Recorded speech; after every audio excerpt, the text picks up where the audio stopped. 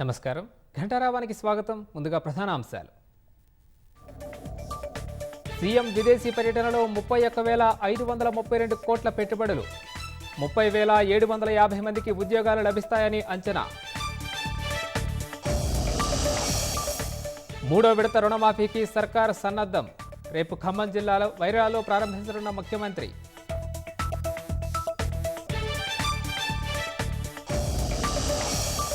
ఇంటి ముందు ముగ్గు విషయంలో రెండు కుటుంబాల మధ్య గొడవ.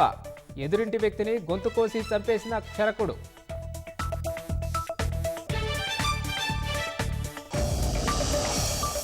కోల్కతా హత్యాచార ఘటనపై రంగంలోకి సిబిఐ విచారణ. ప్రారంభించిన ప్రత్యేక వైద్య ఫోరెన్సిక్ బృందాలు.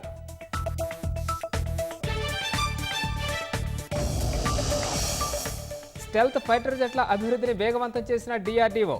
5.5 జనరేషన్ ఏఎంసీఏ యుద్ధ విమాన నమూనా ప్రదర్శన.